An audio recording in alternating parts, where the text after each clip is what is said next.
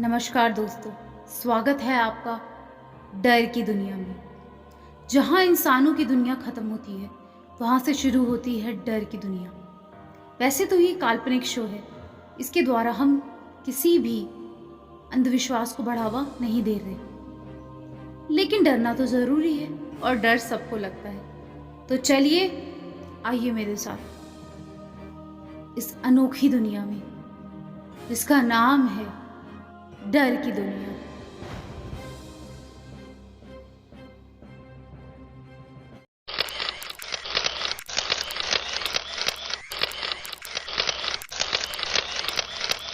आज की कहानी है राधिका की।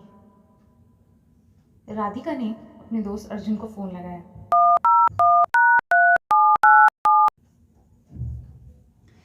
पिकअप पिकअप, जल्दी उठा फोन। हाँ, थैंक गॉड अर्जुन, तूने फोन उठा लिया। पता नहीं कहाँ घूम रहता है तू। अच्छा सुन, तुझे पता है मैं भी कहाँ हूँ?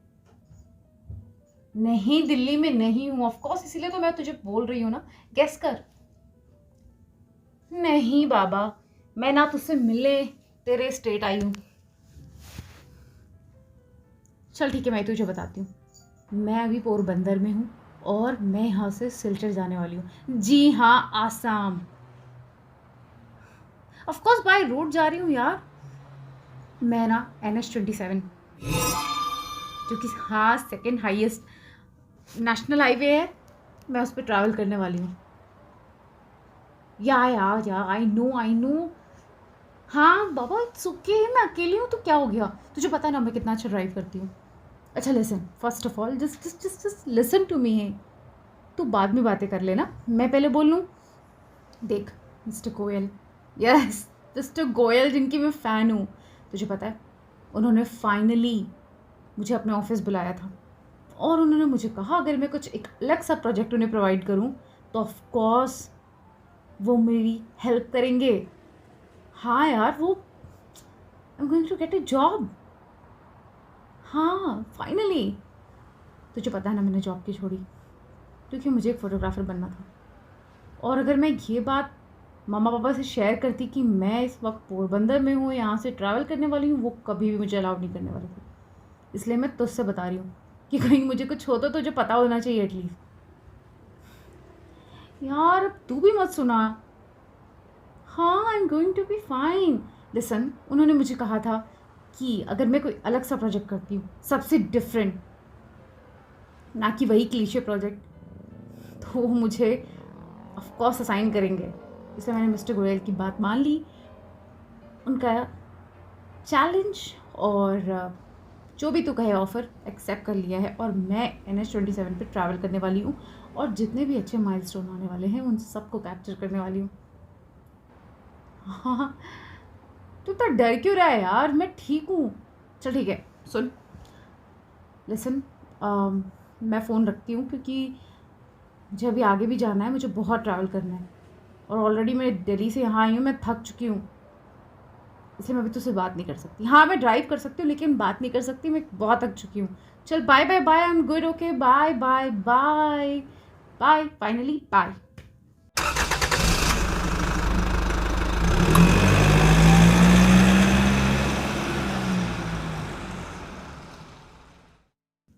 अर्जुन राधिका का बहुत अच्छा दोस्त था। वैसे मिले तो दोनों डेटिंग साइट पे थे, लेकिन शायद हम सफ़र नहीं, दोस्त अच्छे बन गए थे। राधिका का मानना था कि शायद वो अर्जुन की दोस्त इतनी अच्छी इसीलिए है क्योंकि दोनों रियल लाइफ में मिले नहीं हैं और ना ही वो एक दूसरे को जज करते हैं, इसीलिए दोनों बहुत ही अच्छे दोस्त थे और हर दिन लगभग ज़रूर बात करते थे और एक दूसरे से हर बात शेयर करते थे। तो राधिका ने अपनी जर्नी फाइनली स्टार्ट करी। राधिका जैसे जैसे आगे बढ़ती जा रही थी, थकान तो लाजमी थी, इसीलिए वो एक ढाबे पे रुक गई और पता नहीं उसकी आंखें कब लग गई। उसके बाद राधिका ने देखा कि वो बस चली जा रही है, चली जा रही है, चली जा रही है एक सुनसान सड़क पर। ओ गॉड, ये मैं कहाँ आ गई यार? ऐसा तो नहीं लग रहा ये नेशनल हाईवे है। यहाँ पे कुछ दिख भी नहीं रहा। एक सेकंड।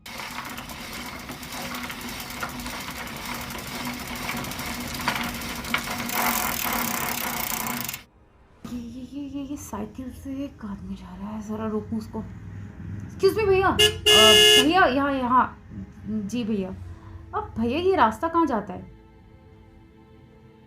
उस आदमी ने कुछ नहीं कहा। राधिका ने फुट पूछा, भैया मैं आपसे बात कर रही हूँ। एक्सक्यूज मी भैया। भैया मैं, तभी वो आदमी उसकी तरफ घूमा।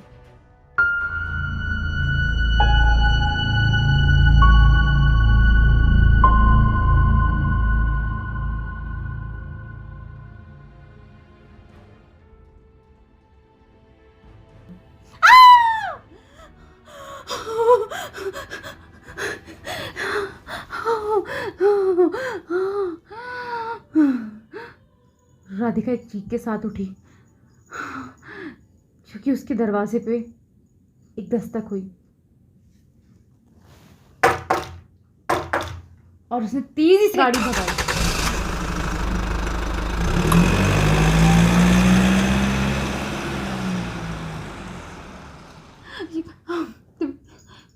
ओ गॉड, कितना बुरा सपना था। थैंक गॉड वो एक सपना था। ऐसा थोड़ी हो सकता है कि किसी आदमी का सर ना हो। और देखो, वो कोई आदमी नहीं, वो तो वेटर था बेचारा, डर गया मुझसे। कितनी बेवकूफ़ हूँ मैं भी, क्या क्या सपने देखती हूँ।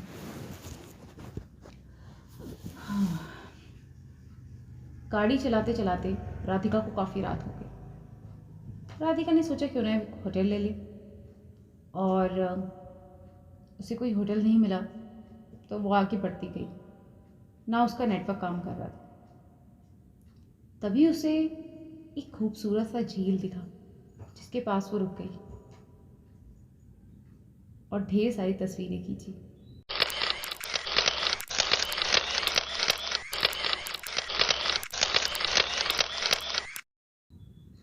वाह यार, कितना प्यारा लेक है। और ये देखो, इसमें चांद की रिफ्लेक्शन कितनी अच्छी लग रही है। Wow, it's beautiful. वैसे जगह तो अजीब है यार, लेकिन can stay here for a while. कुछ फोटोज लेती हूँ मैं। That's better. जैसे जैसे राधिका एक एक तस्वीर देखती जा रही थी, उसे उसमें एक धुंधली सी परछाई दिख रही थी। जैसे जैसे वो कैमरे का बटन नेक्स्ट फोटोग्राफ की तरफ क्लिक कर रही थी, उसकी आंखें मानो फटी की फटी रह गई, क्योंकि सामने कोई नहीं था, लेकिन तस्वीर में कोई था जो उसकी तरफ बढ़ता जा रहा था। जैसे जैसे वो नेक्स्ट बटन क्लिक कर रही थी, वो परछाई उसकी ओर आती जा रही थी। ये देखते ही राधिका ने जोर से चीखा, ये क्या क्या क्या क्या कैसे हो सकता है? ये आदमी जो मेरे सामने, ये कैमरा में।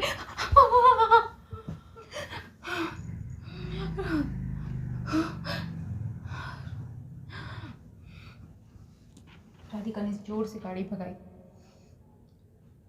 और जाके एक होटल में रुकी। भैया मुझे कल सुबह तक के लिए एक कमरा चाहिए, क्या मिल सकता है?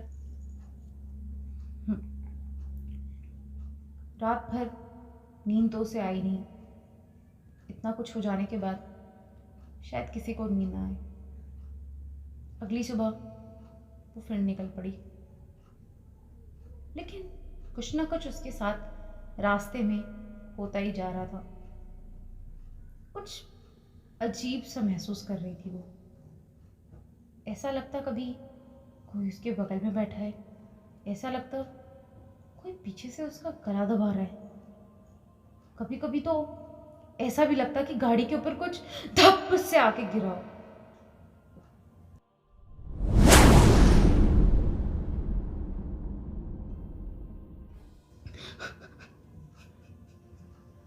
ये क्या हो रहा है मेरे साथ? शायद मैंने नींद पूरी नहीं ली, इसलिए तो ऐसा क्यों हो रहा है मेरे साथ। कुछ समझ में नहीं आ रहा मुझे, लेकिन मैं डरूंगी नहीं, मैं अपना काम करके रहूंगी। परेशान तो राधिका बहुत हो चुकी थी, लेकिन शायद उसे कुछ समझ नहीं आ रहा था, इसलिए वो बस चलती जा रही थी।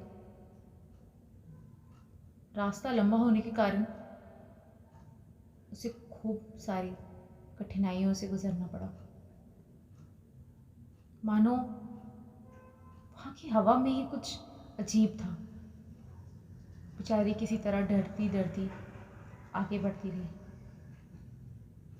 जब उसका सफ़र तीसरे दिन पे पहुंचा, तब उसके दोस्त अर्जुन का उसे कॉल आया।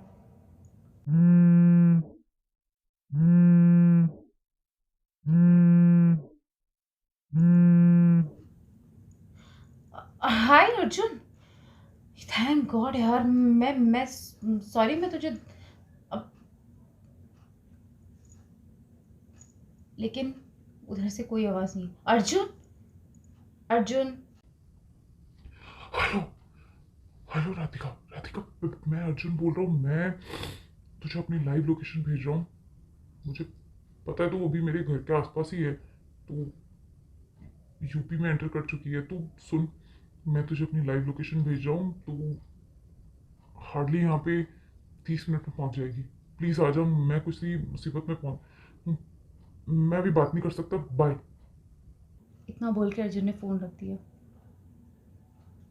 क्या अजीब लड़का है यार, अब इसे क्या प्रॉब्लम हो गई? और एक सेकंड, इसे कैसे पता कि मैं इसके घर से 30 मिनट की दूरी पे हूँ? नहीं, मैंने इसे अपनी लाइव लोकेशन भेजा है।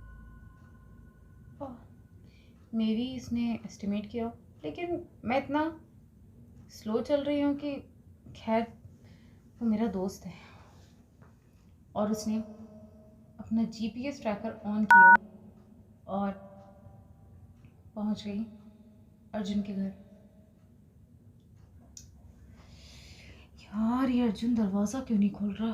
बुला तो लिया लेकिन दरवाज़ा ही नहीं खोल रहा। पता नहीं अर्जुन का घर है भी कि नहीं। तभी यहाँ तो नाम कुछ और लिखा है। कब से बेल बजा रही हो यार? मेरी बेल खराब हो, मैं नॉक करके देखती हूँ। और दरवाज़ा अपने आप खुल गया। अर्जुन तो कहाँ है यार? इतना अंधेरा क्यों कर रखा है तूने घर पे? अर्जुन, अर्जुन, अर्जुन, अर्जुन। राधिका ने घर की सारी लाइटें ऑन कर दी और देखा अर्जुन किसी भीगी बिल्ली की तरह एक कोने में बैठा है, जो काफ़ी डर चुका है। उसने अर्जुन को पूछा, अर्जुन, अर्जुन तूने मुझे कॉल किया था ना? अर्जुन।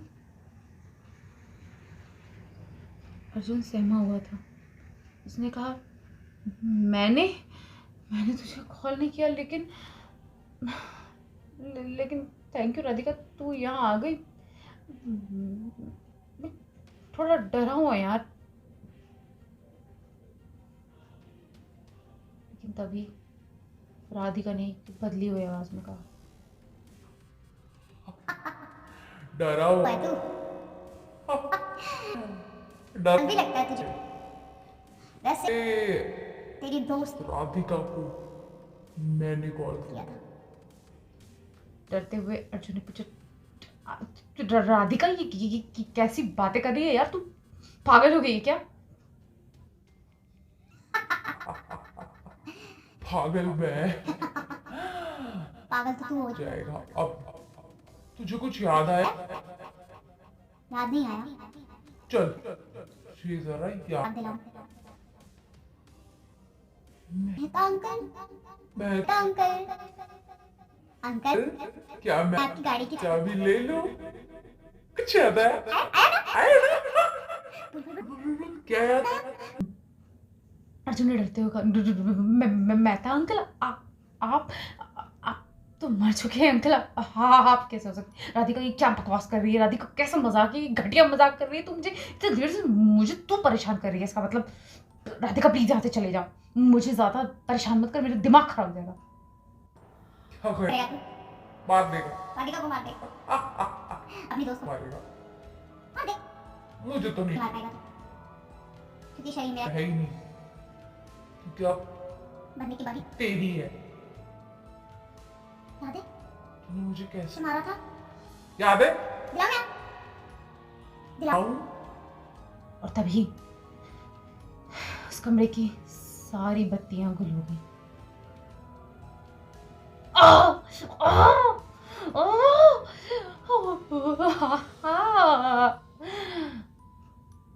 रात भर ऐसा मानो वहां मौत का तांडव चला हो। रात भर अर्जुन की चीखने की आवाज आती रही, क्योंकि राधिका ने अपने नाखून से उसे नोच नोच के मार डाला था।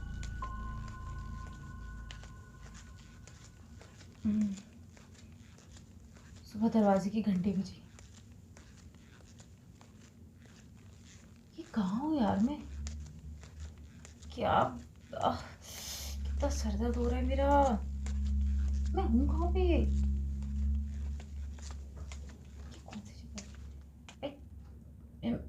मैं गेट।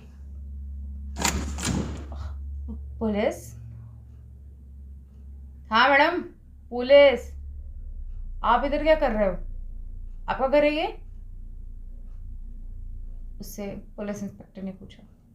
नहीं इंस्पेक्टर, ये मेरा घर नहीं है, ये मेरे दोस्त अर्जुन का घर है। वो मैं यहाँ पे रुकने आई थी, उसने कल मुझे बुलाया था। आप लोग यहाँ पे किस लिए आए हैं? इंस्पेक्टर ने कहा। मैडम पता नहीं है आपको? हैं? आपका दोस्त किधर है? सुसाइड कर लिया है, नीचे उसकी लाश पड़ी है। और ये आप इधर क्या कर रहे हो? देखो, आपको पकड़ वकड़ के लाया है तो बताओ, बहुत बड़ा क्रिमिनल है वो। आप टेंशन मत लो, ठीक है? बता सकते हो आप। नीचे गिरी है लाश उसकी, आपने मारा? नहीं इंस्पेक्टर, मैं क्यों मारूंगी उसे? वो दोस्त है मेरा। राधिका काफ़ी डरी हुई थी। उसने सोचा अगर वो कुछ और कहेगी तो शायद पुलिस उसे भी ले जाए, इसीलिए उसने खामोश रहना ही सही समझा। देखो मैडम, आप लफड़े में पड़ सकते हो, इसीलिए कह रहा हूँ। चिंता मत करो, सब खुल के बताओ, मुझे मालूम है। और ये इसका नाम अमर नहीं है। ये क्या बोला आपने? क्या बोला? अर्जुन ना? अर्जुन नहीं है ये, इसका नाम मृत्युंजय है। नहीं सर, अर्जुन नाम है इसका। अब जानते हो मैडम इसको? इंस्पेक्टर ने पूछा। मैं नहीं इंस्पेक्टर, मैं नहीं जानती। ये कल रात मुझे इसने लिफ्ट दी थी और अपने घर लेके आया था। इसने कहा कि ये अर्जुन है। मैंने पता नहीं राधिका ने ये झूठ क्यों बोला, शायद पुलिस से बचने के लिए। ओह, मतलब आपको इधर आपके परमिशन के बिना लाया, बरोबर? इंस्पेक्टर ने कहा। राधिका ने हाँ में सर हिलाया, क्योंकि वो काफ़ी डरी हुई थी पहले से, और अब वो जेल नहीं जाना चाहती थी। फिर उसे इंस्पेक्टर ने ऐसी बात बताई जिससे राधिका के होश उड़ गए, मानो उसके शरीर का सारा खून सूख गया हो। इतना शायद वो अपनी ज़िंदगी में कभी नहीं डरी थी। मैडम, आपको पता है ये नीचे जो गाड़ी खड़ी है ना, इसने चोरी करा है। कौन सी गाड़ी सर? अरे वो सफ़ेद रंग की स्विफ्ट बाबा। नहीं नहीं, कौन सा गाड़ी है रे? अरे हाँ हाँ हाँ हाँ हाँ, ठीक है बाबा। भी क्या, अपने को मैडम सब स्विफ्ट ही लगता है। हाँ बहुत महंगी गाड़ी है वो। ये एक्सयूवी क्या बोलते हैं रे इसको? हाँ एसयूवी खड़ी है ना मैडम, सफ़ेद रंग की। ये वाली ये देखो, फोटो देखो। ये राधिका ने चुप रहना ही सही समझो, क्योंकि वो गाड़ी राधिका ने रेंट पे जो ली थी वो वही गाड़ी थी। जी ये गाड़ी इसने चोरी, मैं कुछ समझी नहीं, आप मुझे बता सकते हैं? अरे मैडम 5 साल पहले ये जिधर रहता था ना, उधर ना एक मिस्टर मेहता का कत्ल करके भागा था ये, उनकी गाड़ी चुरा के।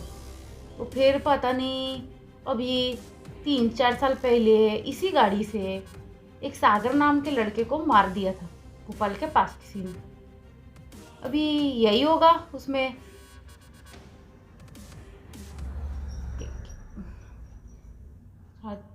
राधिका ने कुछ नहीं कहा।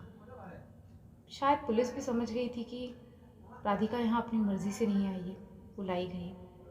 पुलिस ने कुछ उससे फॉर्म साइन करवाए, कुछ सिग्नेचर लिए और उसे जल्द से जल्द वहाँ जाने को कहा। अब तक राधिका समझ चुकी थी कि ये सब घटना जो हो रही थी उसके साथ क्यों हो रही थी। दरअसल उस गाड़ी में मिस्टर मेहता की आत्मा जो थी उसके साथ, जी हाँ, उस सफ़ेद गाड़ी में मिस्टर मेहता की भी आत्मा उनके साथ चल रही थी। 5 साल पहले अर्जुन यानी मृत्युंजय ने मिस्टर मेहता का बेरहमी से कत्ल किया था। मिस्टर मेहता एक आम टीचर थे। जब उन्होंने अपनी पूरी पूंजी लगा के एक गाड़ी खरीदी, काफ़ी खुश थे वो, और उस गाड़ी को देख के मृत्युंजय की नीयत बदल गई और उसने बेरहमी से मिस्टर मेहता का कत्ल किया और सारे पैसे लेकर और उनकी गाड़ी लेकर वहाँ से भाग गया। फिर उसने उस गाड़ी को बेच दी और बाकी की कहानी आप जानते ही हैं। इस घटना को काफ़ी साल हो चुके हैं, लेकिन राधिका आज भी मानो सारी रात जगी रहती है। क्या